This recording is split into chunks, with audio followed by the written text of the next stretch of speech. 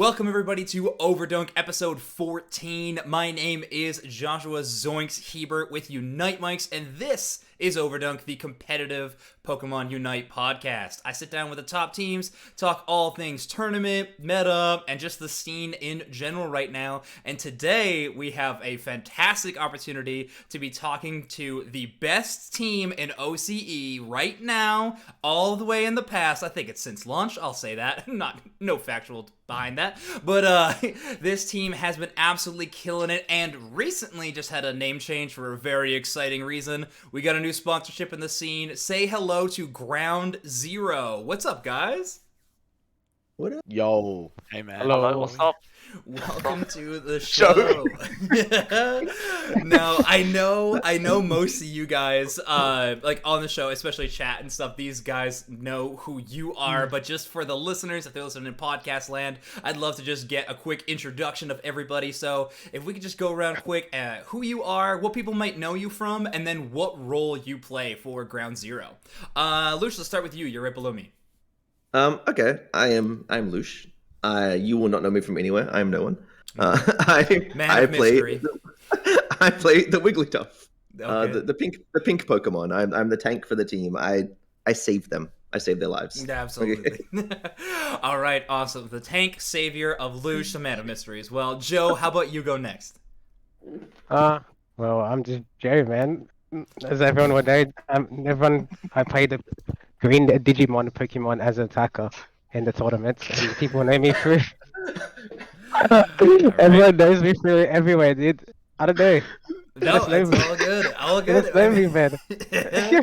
You're well known. All right, Feather, how about you? Hello, so I'm Feather, or people call me Andy. I guess, so I guess I've got some NA friends that would know me before. I play on an NA team before with Suluwu. I currently play top laner for now. I'm not idea what I'll be playing for next tournament, so yeah. All right, gotcha. We'll have to refer to the rest of the team on that one. Sounds good. Don, how about you go next? G'day, my name's Don. I play support. You guys might know me from me being a mediocre Overwatch player. Other than that, no one have any idea. And what role do you play for the team, Don? Support. Okay, awesome. And then Suluwu, round us out. Yo, guys, I'm Suluwu. I stream on Twitch. I play jungler for these guys. I get carried every game. Great experience. Wow, way to fall on your own sword, but awesome. Suluwu, the jungler for this squad. Awesome, guys. Well, like I mentioned at the top of the show, you were once called Owl Gaming, but recently just got to pick up for GroundZero. So congrats on that. Congrats on the February finals win. We got a lot to talk about in this show. So I want to get right into it, but before we go any further, I'd love to just discuss the formation of GroundZero. How did you guys become a Stacks playing together? Did you guys know each other previously? Found each other through ladder, discords? How'd this team inception begin? Oh, this is a bunch of fun. Yeah. Yeah. This is a bunch of fun. Okay. So, All right. Yeah. I'm legit the best recruiter. Like, dude, I'm not gonna lie. I'm the Tom Brady of recruiting. All right. Any NA fans 100% know this. Okay. So Lush playing Crashy. Find him on Twitter. Send them DMs like about September last year. Ready, signed now. Look at that. Done. Find this guy in solo queue a little bit after. I'm a Garcho one trick. I was molding really bad that day. He played well in support, and I was like, okay, cool, nice. So we grab him as well. I've been playing Feder since day one. I thought he was really bad day one. Day two, he was like, okay, like this guy's a lot better. Day three, everyone else left the game. Like, okay, I guess it's just me and him. So it's been like that since. And then Joe, we found him through Nuggy. Queued into him a few times. I was like, this man. We took a little bit of a break, came back. Joe's like a superstar. Wow. So, obvious pickup, and then bang, there's a team there. There's a super team there. Yeah. Had the and money just, ball of Pokemon Unite. Yeah, that's impressive. I love it. We're seeing it come together, It's quite a beautiful thing. A lot of very similar stories for each player. They were bad and then they were good. Some hyperbolic time chamber going on in OCE. I was never bad. Okay, awesome. Well, guys, I want to I love that that's how you formed today. Suluwu, a little bit of the quarterback or Tom Brady, if you will, of signing players.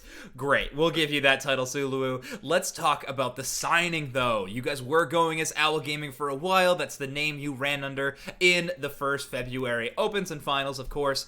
And now you're currently under the name GroundZero. Guys, talk to me about this signing. How did the sponsorship come to be, and what does this sort of mean for the team? Like, I'm not asking like your salaries, but I'm just curious, like, what kind of support are they lending the team when it comes to playing Pokemon Unite? Who wants? I can take this, I guess. I'm sorry, I just want you guys to speak. Alright, so basically, I think the guys from GroundZero all have a passion for this game. They all play, and cool. yeah, they I think through that they decided they want to try and invest into the esports, and I think they saw the Worlds get announced, and then the one guy, Sheep, he literally showed up in like the OCE Discord and was like, "Yo, who's the best players?" And then had to chat to Suluwu and Burby, and yeah, I don't know. From that, we just did what we did, and awesome. They're giving us heaps of support in terms of exposure and potential boot camps and stuff. Yeah. Oh, that's fantastic. Cool. Yeah, they've been great. Awesome. Yeah, I've heard nothing but good things, especially talking with you guys before the show, and just anything I've seen on like the internet and everything. GroundZero seems to be a really awesome org, so I'm really happy that your team found such a welcoming and awesome home. Really excited to see where you guys can go with this brand name too. For all of you, I know Don, I know you've played some competitive gaming before. Have any of you guys played like to the competitive level where you're playing for a team, something like that? No. Yeah, no, okay, awesome. So this is the first thing for a lot of you guys. That's awesome. You get your own jerseys and everything. You did it, Mom. You get to play video games for money. That's awesome. So I'm really, really excited for you guys. It's all about making the money. That is what life is about. Absolutely. Well, it's what makes the world tick a little bit, right? But let's find out what makes your team tick. I nailed that one. Guys, I love asking these questions of every team that we get. I like getting to know a little bit about what the personalities on your squad, how the team sort of functions a little bit, not just in-game, but a little bit of the out-of-game stuff. And I think the first question is always the most important one. It's the biggest indicator of how teams operate. Who's the biggest inter on GroundZero? Do you want to get this on like 3? Yeah? Yeah. You want to say it once? Yeah? Yeah. 1, Yeah, 2, 3. Suluwu. I'm sorry I run down. Okay, all right. So, yes. Suluwu, you have quite a bit of confidence, it seems, heading down to lane. But that's great. It sounds like your team has all acknowledged it, so at least the problem is out in the open, and we can talk about it. That's right. We prepare for it. Exactly. That's right. This is not an episode of Overdunk. This is the inting intervention. Suluwu, welcome. All your friends message me that we need to be on here. No, yeah, we need to talk about the tactical inting. Yes. Definitely. Inting. We can weaponize it, which is a good thing. Yes, absolutely. No, from every chance I've got being able to cast your guys' games, spectate, just watch as a viewer, the aggressiveness of GroundZero is a blast to watch, but it also seems to pay dividends. You guys are working with that style. It's great. There is some inting a little bit, Suluwu, but other than that, you guys are great. Sulu, we've gone pretty hard on you for the last minute or so. I want to give you the chance to answer this question specifically. I like to ask this to you because there's always this one diamond in the rough, but who's the low-key carry of your team that just doesn't often get credit? I think, it's really hard to give some other roles credit, because when you look at overall screen, you got damage, and then there's basically everything everyone looks at. And then you got score, maybe. And then, so you'll think, okay, Lucario, and then maybe Cinderace, or like those characters. Mm-hmm. But I want to give a big shout-out to our support player. I think we all agree that Don just really puts in secret work. Like it's really, it's not noticeable sometimes, and like you wouldn't notice unless he told you what he's doing. But yeah, like there's like little things like calling out like what happens in the game in like a minute detail. Like for example, like if he has blind up with Eldegoss and he blinds a Garchomp, we're like, okay, go in Garchomp. Makes sense, logical move. Yeah. Kills Garchomp, defeats the other team, bang. Like, and then that little shot call changes the entire game. So yeah, secret carry, huge player. He's really huge. He's 6'8". Dang. Yeah, stand up for us. Don intimidating in got and pants on, out sorry. of game. Yeah. yeah. Don's gonna have the face reveal. He's not standing up. Let's go. All right, guys. I like to ask this final one too to get to know a bit more of your squad. Who's like I phrased it as who's got the best vibes on the team, but also who's the funniest player on the team. Another way to look at this question is if you guys are maybe a little tilted, game's not going your way, who's the player that can kind of reset the mental, tell a fun joke, get your heads on straight? Who is it? Go on, Joe. Yeah, well, so apparently, if it's oh, Joe says No, for sure. totally right. Just hit them. As you can see, it's me. Okay. Yeah, I would I say say Joe. I say the stupidest shit, and Okay, fair enough. and I often tilt the boys, but then I bring them back. Oh, that's good. Yes. No, that's important. If you can control the negative and positive of the team, that makes you a very important player. You got to control the mental flow. That's awesome. Okay, well, guys, thank you so much for giving me an opportunity to see a little bit more of your squad, how you guys came together. I'm really excited. GroundZero's got a cool history in the game so far. You guys are well known, not just in your region, abroad. I mean, I'm an NA caster, and I'm talking to you guys. So clearly, your branding's working, your personalities are working. You're a super fun team to follow. But you guys have also been met with your fair amount of success. Notably, your February finals run was huge. You guys had a pretty short qualifier tournament, the open tournament, didn't have to move through too much, just a couple of games, but then in that top 16 tournament, you guys had a fantastic run. You didn't drop down to loser's bracket once, went all the way there, played some really interesting picks, got a lot of people's attention. I saw some Charizard top lane. It was a lot of fun to watch, honestly. Guys, talk to me about your February finals run. I mean, I've talked about so many February finals games. It's starting to become more and more in the past with the March Open qualifiers starting up this weekend. So we're not going to do a whole bracket rundown, but talk to me about that run. How much prep did you guys put in? What kind of games were you guys looking at? Just talk to me about that run. I can give this one to Andy. yeah, If you want. Andy. Okay, right. Dom. So I guess one strategy we had for the tournament was playing chess at top.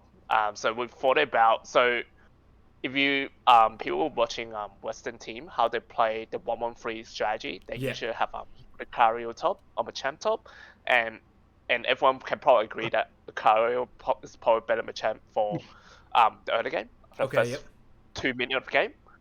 So why? Well, but we were like, why do we have to play Lucario? Lucario is so bad late game. It doesn't offer much. Even mid game, his Unite move is not the best, and then he did force off. As every Pokemon get their Unite move unlocked, and then they get more level to get their better move plus unlocked. Lucario just force off. So we're like, Charizard got a very sick Unite move. It's their way to put Charizard in our conversation without putting it in the jungle. So thought about attacker. That's not gonna work. You're gonna get bullied very hard by Pikachu and Venusaur. So we thought about top lane. Well, what is conceding top lane a viable strategy? As we all know, like top lane doesn't have as much experience as the bottom lane. So we thought about to put Charizard there and just getting anything you can farm. You might be a bit behind compared to the Lucario, but like in the long run, we think it will be better. After Charizard unlock a Unite move, you have better Zapdos fight, better second Dreadnought fight, and that would mean that we win the game, right? Because the game is always going to be 10 minutes. There's no way to make the game shorter than 10 minutes. There's always going to be that Zapdos fight, unless you make the enemy team surrender somehow. That's pretty much the only way you can make the game end early, right? Otherwise, there's always a 2-minute fight where everyone's on level 13 around that level, and then you have broader pretty much. So we thought, we just pick the best character for our team fighting, and then to surround that, right? So I think you probably saw that we picked Timeframe Jungle to accompany the Charizard pick. So both of these are not the best laner, I would say, not a laner, but best Pokemon at the level 5 skirmish at up top. Up the first game. It's the best, but we kind of give it early. But as soon as Timeframe unlocked level 7, he will be, it's very strong. He'll be able to pretty much hold off the stall the Dreadnought fight a bit before Charmeleon get level 7, we come down and then we can have a proper fight. So that's how. So we pretty much give out a lot of early game by playing like two really weak Pokemon in terms of Charizard at top and Venus at bottom. Okay. It's a trade-off. It's like a trade-off of a weaker early game, but then we've got more comeback potential. We've got stronger late game. Yeah. So that's how. Yeah, we pretty much got the strategy. Yeah, no, thank you so much. That breakdown is really, really interesting. I think that was a big question mark around your team, was this kind of weirdo pick, but I think the logic really does pay off, right? You're trading off a little bit of that early game, pushing for that late game win.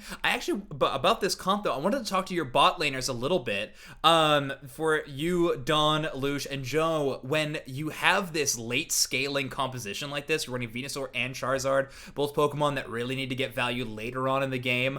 What do you do about your game to try to circumvent those issues early game? Is it all damage control, or are you still able to find a way to win early game, in quotes? Essentially in the bot lane, right? Like I make it my goal to try to starve them as much as possible. Okay. Like I feel like if I die but they don't get any farm, that's good.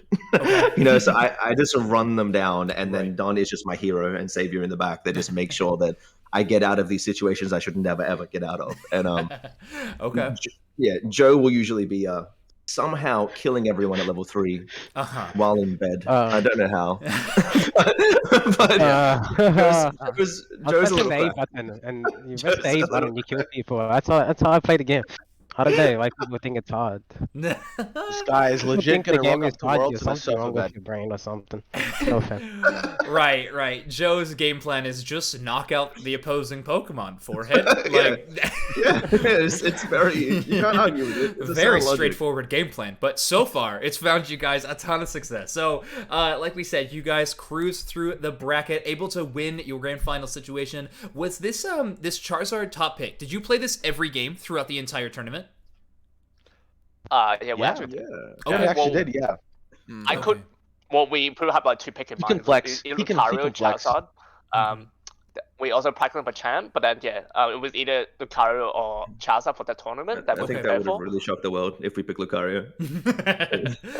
Absolutely stunning. Yeah. If you my question is though, if you practice all these other picks, was it on the day of? Was it just this is the best comp that we are good at? We're practice where this is what is strongest for us, or were you kind of keeping Lucario as like, if we go up against this team specifically, we know we'll need to play Lucario, or if we go up against this comp? So our thought process was I think a lot against another team we pretty much won everything in game 1 except maybe one series. Okay. That we lost game 1, so we're like, okay, if they're working, then we just play through that series. So don't change anything. Don't let it affect our mental even if we lose game 2. That's what we're going through in our head. I think, in terms of matchup, I think pretty much everyone played Lucario except one team that chose to play Garchomp and Machamp top. Okay. And which is actually a fine matchup for Charizard because I don't get punished as hard compared to versus Lucario. So it was actually better for me to pick Charizard. That game I swapped. Yeah. That game I swapped off Talon Tigger Ninja, yeah. Okay. Yeah. Like, can I throw a question back? A question back at you real quick. What was it like to watch a finals with no Lucario top lane on either team? I'm trying to think. Miracle comes to mind. No, in all honesty, it was so interesting to see that pick. I mean, the Charizard was flashy, of course, but not seeing Lucario is always interesting because it's been a mainstay pick for so long. Whenever I see it, my mind immediately goes to, okay, we're probably going to get a lot less team fights. We're going to get more skirmishes across the board, right? We're going to get more scrappy. Mm-hmm. But with your team comp, that's almost the opposite, actually. Like, when it hits that late game, you guys are a pack of wolves that moves around the map, just looking and finding these really awesome team fights. So it's a really fun series to watch for sure. If you guys haven't seen that game, go back, find it on YouTube. Go look at the Twitch VODs. It's worth a watch for sure. It's fantastic. Awesome. Cool. So guys, you were able to take the win. You're now number 1 in OCE, and I want to talk about the region itself a little bit. So it is definitely a smaller region. Like, your open qualifiers had one of those smaller amounts of players compared to the the other tournaments, right? It was a quick little tournament to get into that top 16. But, I mean, having top 16 across all the tournaments in the world kind of circumvents that problem a little bit to enter into that finals. But talk to me about your scene a little bit. You guys are number 1. Are there any other teams in your scene that you guys really respect? Any scrim partners that you have on the regular that you compete against in OCE? Or are you mostly looking abroad to try to find players to scrim with? I think I'd say we respect everyone we play against, obviously, right? Sure. I mean, especially in that tournament, they all showed up. They definitely showed up and played well. Oh, yeah, and you guys didn't have really any free games from when I was all the ones I got to spectate. Like, you definitely had to work for the wins. Yeah, so. Yeah, they definitely played well. And I would say, Sulu, you were kind of our scrim finder, so you want to take this? Oh, yes. I mean, like, look, so in OCE, we have some people we scrim. We have we had a sister team initially, and Team Egg getting a lot of hype in chat right now. I don't know if that's Team Egg is hype. Yeah, Team Egg is great as well. Okay. They're really sweet and they're great people as well. And so we're looking to scrim them actually pretty recent, pretty new. Cool. So they're great. We also do scrims of our leftovers, like yes. Our leftovers. Our leftovers. I guess you as the scouting guy can call them that, but okay. They call themselves that. All right. Not bad, but yeah. So that's probably our main 2 right now. We're Okay. looking for more. Like we took a little bit of a break. We had Don came down to where we all are, Sydney. Okay.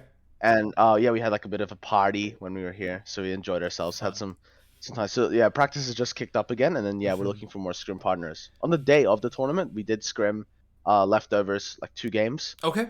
And I think that got us in the right mentality and the right attitude, and I think that's why we probably had cleaner games against them than anyone else, because I think we gave them more respect in regards to playing with the Dragonite and playing around how they played.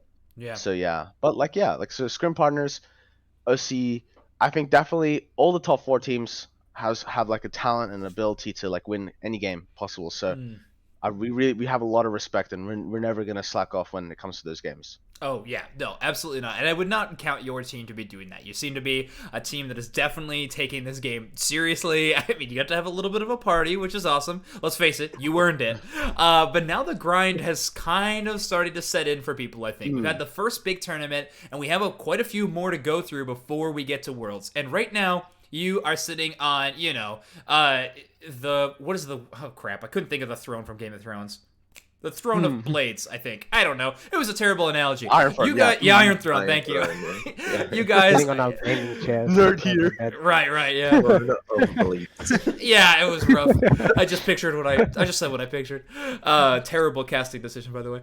But you guys are top team in the region. That can come with its pros and cons. I was talking to Indie Bear recently, and I was just talking with him a little bit. We were talking about when you were the number 1 place team in a region at any given moment, you were always going to be getting your opponent's best, no matter what. They are going to want to beat you every single time they play you. No one's going to be slacking off when they're going up against GroundZero.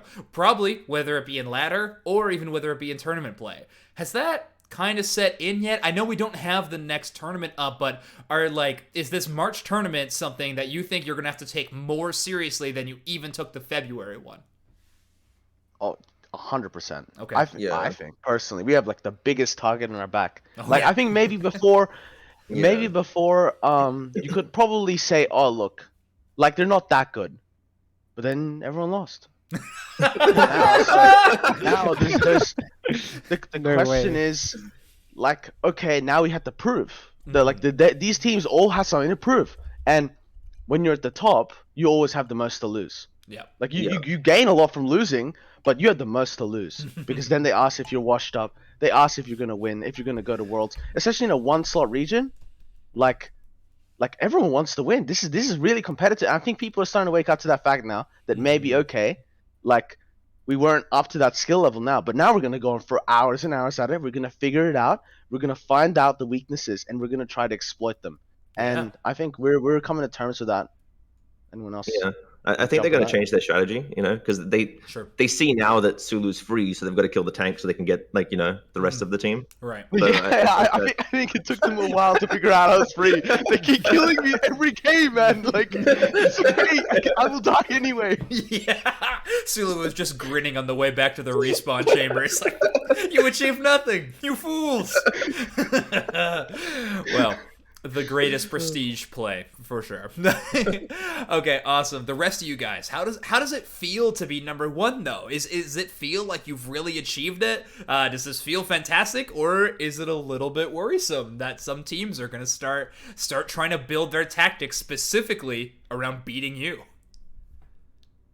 I like to still consider us the underdogs. Oh, really? I like to do that for my mental. Okay. I like to consider us the underdogs. makes me feel better. Sure. But yeah, I think we can see that a lot of the teams are working a lot harder now. Yeah. And it feels like they're coming after us. And which is good though, because that makes us step up and us become better and awesome. More competitive. And I know Don was talking about how he feels a lot better now being rank 1, right, Don? It's changed your life. Oh yeah, man. Yeah, I'm a different guy. What can I say? I've let it get to my head, Don woke up at 6 a.m. this morning, brewed some tea. He's feeling amazing. That's fantastic. Awesome. Well, guys, actually, let's talk about that a little bit, though. The scene improving. Iron sharpens iron, right? I actually nailed one analogy on this show. But these teams are going to be becoming more and more competitive. Do you think that OCE, as a scene, we talked about it being a little bit smaller, do you think it's growing right now? With this Road to Worlds, after this first tournament, do you think that this March one's actually going to be bigger in size and, of course, because more competitive? Yeah, we noticed way more stacks. Really? In rank, if nothing else. Yeah, I mean, we still get dodged a lot, we feel. But either that or our rank is too high to get people. Yeah. Either or, it's subtle flex. But yeah, what can I say? Suffering from success. But yeah, no, there's a lot more people. He is a new man. He is a new man. There's a lot more people we can we've seen with matching names and giving their best, playing the meta comp. Okay. Where we're just trying stupid shit, trying to figure out the meta. They're playing what they play like the hard in the finals and but they need to win. it's good. It's good to see everyone trying. I like to be honest, to see they're getting better. It's good. Yeah. We have to actually focus. We can't just win, turn our brains off, and just hit them. We have to actually think now. It's good. Yeah, no, that is super. That's super incredibly important. Yeah, guys. Joe, you want to talk about that? Joe, get some Joe words. What do you want me to say? Everyone's amazing. Joe's Academy, it's working. All the people in this Unite community support every single person here in Australia. So I can't complain, man. I'm just happy we have people that want to play the game. That's awesome. Yeah. I'm just, that's I just also, wanna, yeah. I just love vesting people. It's just very fun vesting people and getting to see how they play it.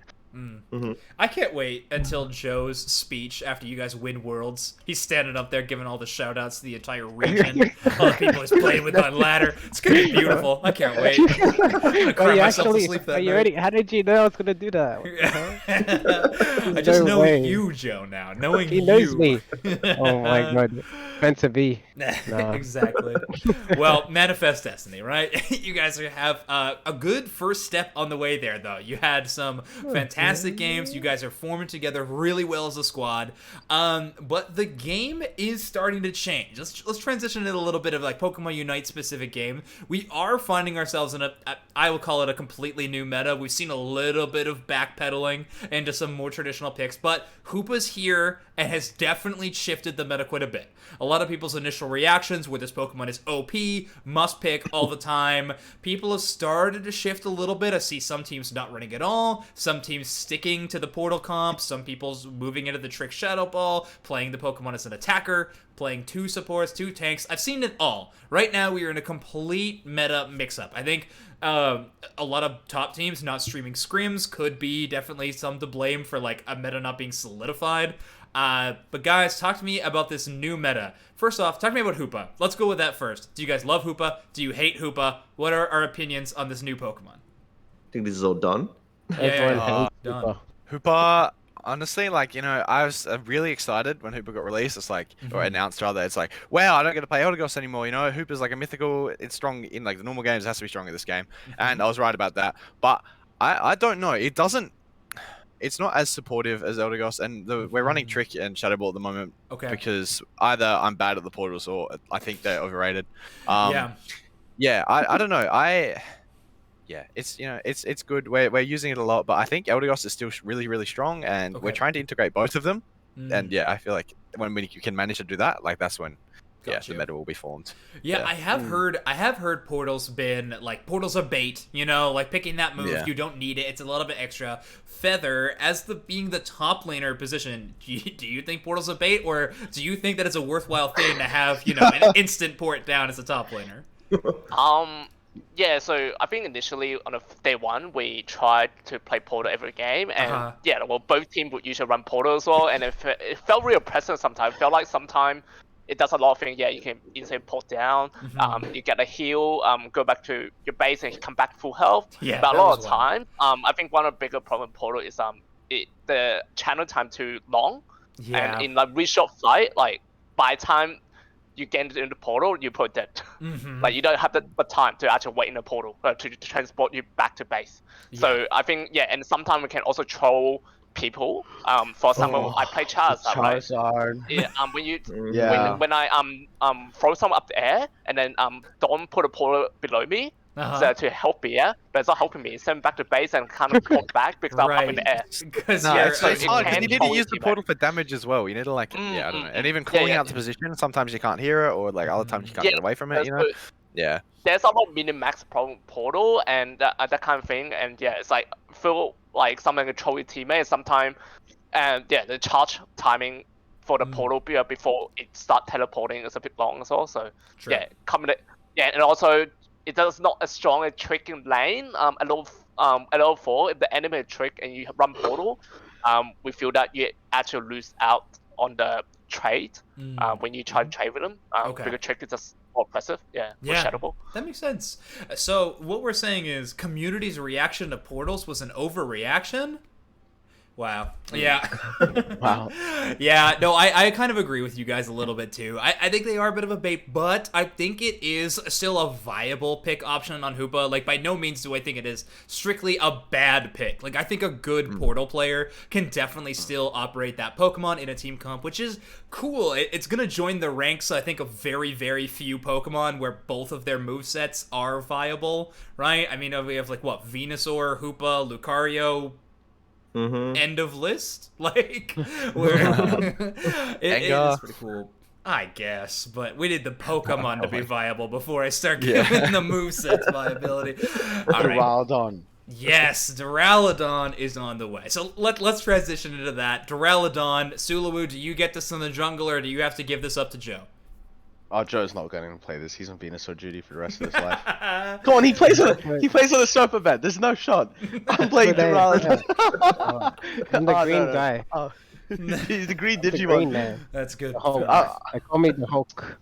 So I smash people all day. I mean, like, Duraludon looks really strong. I don't know, man. I don't know about that character. It's either going to be so broken that there's no way to shut it down, and like it's like Duraludon v Duraludon, and like it's just 4 meat shields, or it's gonna be like, oh hello, I'm a new support jungler, which is gonna just be worse in the race. I don't think it's gonna be that. I haven't seen. I mean, we have no, like, I guess, official stuff. We got some late maneuvers. We got that little, like, Japanese spotlight video as well that went through, like, all their move settings and stuff like that. What I find really interesting is people have talked about playing this Pokemon in jungle. For me, that just seems like a little bit of lost value, because don't you need to get the little purple orbs on the people when you hit them, and then you do the big burst damage with it? I don't know. To me, it just makes like a lot of sense to put that Pokemon in lane so you get those damage ticks, but maybe you'll just be able to get those really easily in jungle too. The range seems insane. Central is always a strong role, so you can never go wrong with that. Yeah. That jungle experience is quite strong. Yes. Unless they nerf the shit, and if they nerf it, then until then. Fair enough. Okay, cool. Well, does anybody have any, I mean, we're really seeing into the future, but any more hot takes on Duraludon? Any more opinions of what could make this Pokemon good, bad? Any thoughts on that, Mon? I think it's going to be nuts. Really? If he can, just like fly across the map with something. Yeah, I think if you position well with that Pokemon, like the potential for burst is insane. Right. And I think there's a lot of synergies that are going to make it really, really, really strong. And it's an attacker and it's new, so it's gonna be broken. So like it's probably gonna there is probably precedent. Gonna be maybe unless I get the Digimon or something. Then no. Digimon sleeper broken. We know it. We know it. Sleeper broken. We found there's been some Decidueye success in EU, but like emphasis on some. Drownon looks like it just looks really solid and it looks tanky for an attacker. Oh, absolutely. It looks really solid. Gives me the idea of like a railgun style Pokemon, right? Like, opposite of mobile, definitely, but can deal out really, really heavy damage, which is exciting. However, we have Venusaur who's mobile and can deal out heavy damage and also never dies. So it really is good. I think this one might be a tough slot into like, what does it remove? I think is going to be the biggest question that Duraludon brings up. Unless it's played as a tank. Lush, you going to pick this Pokemon as tank? Oh, if they let me. He would love to. Yeah, he would love to. I'm only allowed to play pink Pokemon, so it's not pink. So unfortunately, I can't play him. No, it's going to get a cute skin. Dude, you gotta remember the one time. We'll chip in for a skin for him. I think the big question on Duraludon is going to be, does the burst kill Venusaur? Yeah. And if the answer is yes, then it's better. Sure. That's pretty much how it's going to go. That makes sense. Actually, that's a good question. My big question, now that we brought it up, is what kind of holoware they're going to put on that Pokemon, because I think that would be a really fun Pokemon to design. Probably like a fridge door, a building. Well, it could be. Yeah, like, I think famous buildings, right? I want an Eiffel Tower Duraludon. I want a Canadian CN. I mean, we've got like Taj Mahal Crossel, right? Yes, I didn't see a reason we can't. Yes, there's nothing. Yeah, they did. Yeah, they had Taj Mahal Crossel. Oh man. Awesome. There's no way. Yeah, there is none. All right, let's transition back to the scene a little bit. The competitive surrounding Pokemon Unite. Guys, obviously you are the #1 spot for OCE right now, or a lot of people's top picks to take that world slot. And I know that you guys have been taking a bit of a break, but you're back to the grind. What does the grind look like for GroundZero? Are you guys scrimming all the time? Are you trying to get ladder games all the time? Are you committing any time to VOD review, anything like that? We play every day. Okay. You know, so we play about like 2, 3, 4 hours a day as a 5-stack. So like 3 games. Have made, it's actually so sad. It's so sad. Look, I'm just saying, the level of practice we get, like, look, we may as well just VPN to NA. Like, it's sad. But we're looking into like making VOD reviews and stuff a bit easier. We have a coach that's coming on. And that's going to be a big help. Congrats, that's awesome. And yeah, I'm not going to reveal that yet. Like, that's our secret weapon, I think. And you know, we're really keen to get the biggest brain. You're right. Well, chat, if you guess it, then Sulu said that he would confirm it. So, chat, go ahead and guess who the coach is, and then they'll confirm. Okay, cool. Well, that's awesome to see that your prep is of course, excellent plugging coaching skills. Make sure you guys find it. That's awesome. But guys, let's talk about this Worlds qualifying tournament. Everything, the Road to Worlds have been outlined. We're seeing these monthly tournaments, AOS Cup, and then it all ends in regionals finals. You guys have 1 slot. I've seen a lot of criticism currently on like Twitter and online. A lot of discourse is around this qualifying structure. A lot of people don't like it. A lot of people would like just to have championship points be the qualification system. If you get the most, that's the one that goes in. Other people like this tournament structure. I mean, in a game where meta changes, I think there's a lot of arguments to have a chance for a new team that actually adapts to a new meta try to make it, instead of a team that spikes a couple tournaments and then doesn't play. You know, there's always going to be shortcomings and stuff like that in any format. What are you guys' thoughts on this one, though? Do you like it? Do you not like it? Where do we stand? So I would prefer a different system. Honestly, would prefer a different system. Sure. Because I think it would be cool, like, say the team that gets the most championship points, maybe the regional final winner goes against them for the slot. You know, maybe they like guaranteed a spot. It's like a bypass, like the whole tournament. Yeah, and then. But I'm used to this structure because I played a lot of ranked Pokemon VGC, and so it's the exact same structure for that. You know, you earn up your points, and then there's a big tournament, and then the winner of that tournament goes to the Worlds. And so I understand the system. I don't particularly love it. Like, how do you boys feel about it, Don? What's your take for coming from other competitive games? Look, I mean, I think there's 2 ways we'll answer this, yeah. If we get the most competitive points and then we lose at the end, I won't like it. But, you know, if we win at the end, I'll like it, you know. Right. No, it's like whatever, yeah. That's fair. It's just we just play and we win and then you go through. Like, I don't think, like, the way it works matters, you know. I got you. Yeah. It's the best will prevail. Yeah. I talked a lot with Goof about this. Like, he doesn't like it because, of course, in NA there's so many threats. You wake up and then there's another contender on your door. That's like, true. The reality check is like that. Any given day, if they play bad in the final regionals, they don't go to Worlds. That is a chilling reality, and especially for us, we have one spot. There's no second chance. There's no semi-final, or like if we choke in the losers bracket for whatever reason, it's over. Yeah. That's true. It's nerve-wracking, but if you lose the conference playoffs, you don't go to the Super Bowl. If you don't, every other... That's been my biggest takeaway with this is, I get Pokemon TCG doesn't work this way. You earn points. If you get enough points, then you qualify, you move on. If you get near the top of the ladder, you get your trip paid for. Great. I understand the formula, but this is a team game for the first off. So they're sending 5 people instead of just one person, an individual. I don't know. And like I said, I'm not a top team player. I play the game competitively, but not to the level of you guys or anything like that. And I'm a spectator. So at the end of the day, I like this format. If there is one positive thing about this format, though, it's gonna make these regional finals hype as hell. These tournaments are going to be so exciting. The most important, and you see, look, maybe I think that is honestly the reality of what games should do. The hype is there. Regionals matter a lot, a lot to a lot of people, and maybe even only one team will take away a crown, get to go to London, get to prove and show what the region's about, and all you can do is just do your hard work, prep for the day. Yeah. Show up on game day, and you win, and that there's nothing else you can do. Yep, that's true. I mean, in the end, what it's doing is just making more tournaments than just Worlds feel like big grand wins. I mean, if there was just a bunch of people qualify for Worlds, all these other tournaments would not feel that big. I mean, already just these February finals, March finals, they're not that big and glamorous, but now these regional finals will really feel like big title wins. They're major tournament wins, and I find that really exciting, but I can understand in a player's shoes that it is a very stressful situation. Yeah, 100%. For sure. Yeah. Okay. Well, guys, like I said, you are that of most people's predicted #1 spot.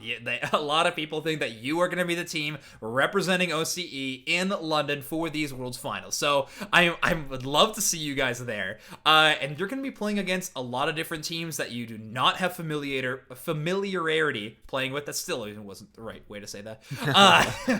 But you guys are going to be playing against different metas, different teams, things like that. When do you think the prep is really going to start for all of these other compositions? Do you have to practice against score comp, kind of the hybrid comp that Korea does, some of the more aggressive stuff that South America plays? Do you have to start practicing for that now in terms of our teams playing that, or what are you looking at? So we already versed that stuff because a lot of the time we do get dodged on our servers and we get thrown into the Asian servers. I see. Okay. So we are versing that stuff a lot. We verse Galaxy quite a bit on ladder, right, guys? I think we come across these teams. Yeah, you just try to scream Galaxy at this point. We play score comp against a lot. We haven't seen Brazil much. Actually, no, we have. We used to a fair bit. Who did we verse on Red Ping yesterday? Who was that? Nobody. Randoms. Yeah. Just random Red Ping game. Shout out Random Gaming. Love you guys. That squad as well. Okay, cool. So you guys have tons of practice playing against comps then. All right. Well, then let me ask you this. What comps are you excited to play against? What kind of if you were looking at all these other regional metas, we have a very team fight focused NA, we got a little more flip focused EU, definite score comps in Asia, and then like I said, we have some more scrappy, aggressive team fighting in South America. What are you guys most excited to play against then? If you have experience, what is your most fun game when you head in?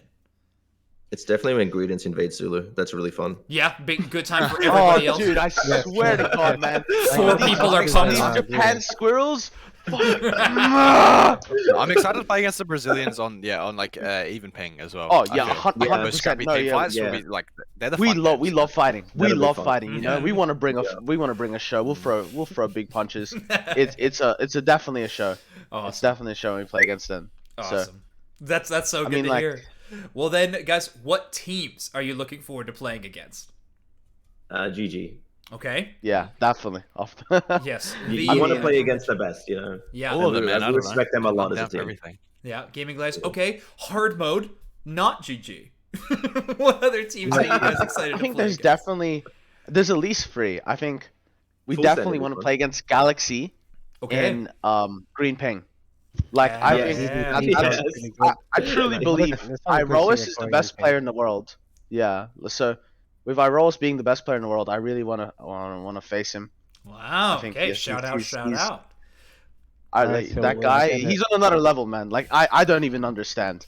I think really we just want to play against the best. I think Okay. I can speak for all the boys. Like we seek the challenge. Like playing games against people who are meant to lose to us is not as fun as Right. playing games as underdogs. Every game we go against TTV or against Galaxy, the comms, the atmosphere, everything changes to another level. And like I wish we That's could great. show you guys that. Like it's a complete transformation. I hope we can bring that on the world's stage because that I think like we have a certain energy about us when we play against these top teams as an Yeah. underdog, and like we come to win.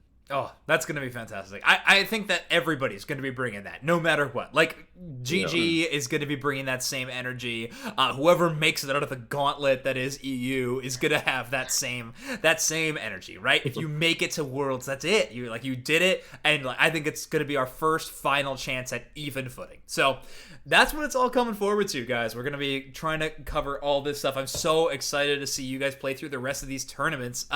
So in the future, so just good luck in that March tournament. I know you guys have already qualified for that top 16. Excited to see you and some of these other teams in the OC region battle it out yet again. We're going to be bringing the show to a little bit of a close. I've already wasted enough of your time on this show. But before we end, there's a couple of questions I'd like to ask everybody. With this scene getting more competitive, more people picking up the game, more people taking it seriously and trying to find a little bit of a competitive nature to it. A lot of people are picking up 5 stacks. A lot of people want to be like GroundZero. They want to find their success in tournament grinding, want to grow up to be just like you guys. So I'd love for this podcast to be a place where they can learn a little bit, learn what it takes to be one of the best. So I'd just like to ask you guys, each of you gets a chance to answer this question. Just one tip that you'd have for a new competitive player. They found a 5 stack, they're starting to grind. You can make it specific to your role as a tip. You don't have to, though. What's one tip that can make a good player go to a great player? Lush, why don't we start with you? Pay attention to your team. Okay. Pay attention to your team. That's my tip. I like just they exist.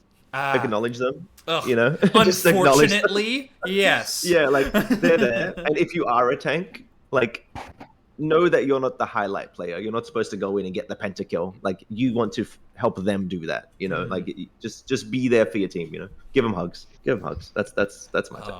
Oh, pink Pokemon man Lush just says give him hugs. I love that. Okay, Joe, how about you? You got any tip to make a player go from good to great? Just enjoy what you're playing, man. That's all I can say. Yeah. Even if you have to play meta, it doesn't matter. As long as you enjoy it. So Yeah. if you want to be competitive, you got to be in it to win it. That's how I see it. I love Joe. So just keep the grind on and you might succeed. You never know, boys. Man, I'm glad you guys said it was Joe with the best vibes, because you could not have been more right. I feel amazing right now. I'm going to go and skip outside in the snow. This is great. So chill. I love it. Feather, how about you? Do you got any tips that can make a player go from good to great? Buy a $5 capture card, record your game, and look at them. Okay. And learn from your mistake, pretty much. Fair point. Watch your games back. Pay attention to your team. Be happy and watch your reviews. Okay, we got a really good rounded options here. Don, why don't you go next? So the only person you have complete control over is yourself. So whether you're playing solo queue or with your 5 stack, and you lose, don't blame anyone other than yourself. Okay, because you are the only person that can do perfect by you, and you will eventually get better. And then you can discuss things outside of games, but every game is your own fault. Like you win because of you, you lose because of you. Yeah, absolutely. That's all I can say. Don't blame I love that. Yeah. Go off, Don. All right, Sulawu, why don't you round us out on this advice? Yeah, I think to round us out, look, if you want to be a competitive player, I think that there's one thing you need to have a passion, and if you don't have a like a want to play the game, or you don't enjoy it or whatever, maybe that's not for you. But if you love the game, or if you enjoy like the thrill of playing against the best, seek out the best competition. Never avoid it at any cost, and you should always just push yourself to your very limit. Like every game, do everything you can. Like never hold back or think to yourself, "Oh, I wasn't trying" or anything, because you're just gonna kick yourself in the shin later. Like just be the best you can be, and you put your best foot forward, and you're gonna get there one day. I love that. You hear that, OCE? Stop dodging this team on ladder. Play the best. Stop dodging us a ladder, baby. Stop dodging us. Awesome. All right, guys. Well, that's bringing us to the end of the show. I want to give each of you guys a chance, though, to plug whatever you want to, sell out, shout out, whoever. This is your chance to just absolutely farm those interactions. Lush, why don't you say where people can find you, where they can follow you, all that stuff. Okay, so yeah, I have a YouTube channel, Lush, just like my name. If you want to find me or even stuff about the team, I post a lot of team videos there. So come check me out on the tube. Awesome, very cool. Joe, anywhere where people can find you on social media? Well, I usually stream on Twitch now, so I'm just getting into that. Cool. And as you can see, I'm in the Twitch channel, so you can see my name. But yeah, I'm always available to talk. If you need help with tips, just DM me on Discord. I have my when you see me on Twitch, just come by. I'll happily help you guys. Awesome. So sweet. With a smile on his face. Love that. Feather. I'm actually smiling. Oh yeah. I used to stream, but no longer. But yeah, I also rarely post on Twitter these days. Yeah, I'm just not too active on social media, I would say. But he's a Discord yeah, Andy. Yeah, you can. I mean, if you got any like questions, you want to say hi, want to play games with me, given your OCE, please do not message your EU. I do not want to be on your server. I'm sorry. Yeah. All right. Anyone. That's my favorite That's my favorite shout out of all time. Yeah, I'm happy to talk to anyone. Please do not invite me. Yeah. I like the game a lot. I like to pick up a game. I like to tell my team I'm gonna swap role every 2 minutes. Yeah, so I really enjoy the process. Keep them on their toes. Love that. How about you, Don? Where can people find you on the internet and anything you want to plug? I stream incredibly occasionally on Twitch TV DonOW. My Twitter is Don_Overwatch, and I am very inactive on both. All right. Well, make sure you follow because it's the anticipation of social media. That's what people want. They want the slow burn. Absolutely. I believe it. Suluwu, how about you? Well, I'm probably like the inverse of everyone except Lush. Like, I'm very active on Twitter. You want hot takes or promotional content? Come check me out there on Suluwu. SULUW. I also stream on Twitch. I mold the whole game. I generally make okay plays. Have a fun time. Just come chat with me. We can chat about many things. But yeah, just that's where I stream. I stream on Twitch and on Twitter. All right, make sure you go follow these guys, watch everything that they have. Seriously, there's so much good content with this team. Also, you guys should have plugged GroundZero at this point, but I'll do it. Make sure to send me that paycheck, guys, no problem. Make sure you go follow GroundZero on Twitter and all that. This team's rep by an org. Make sure you support them. Show other orgs that this scene is ripe, and we have a lot of really good teams to play. We have the best org. Absolutely. The best org. Yeah, true. At GroundZero on Twitter. Everybody else is playing catch up right now. Yeah. So. Mm-hmm. The best org. You guys get a bonus for every time you say GroundZero, because I'll say it a few more times if we need to. I'll help you out. Cannot confirm. Cannot confirm. I can Astro in there. Yeah. Oh yeah. Legends. Absolutely. Awesome, guys. Well, thank you so much for joining the show. This has been Overdunk. You can find this show and another podcast and a ton of commentary video over at the Unite Mike's YouTube, guys. Please go tune into that. Subscribe there. It helps us out a ton. And also, this podcast is on Apple Podcasts, Google Podcasts, and Spotify. Pretty much everywhere where you can find it.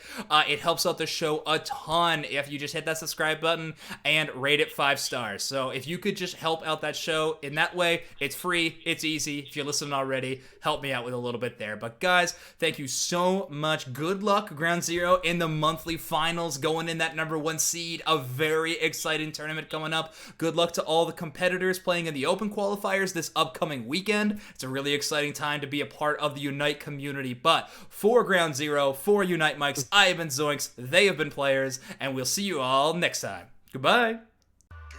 some more.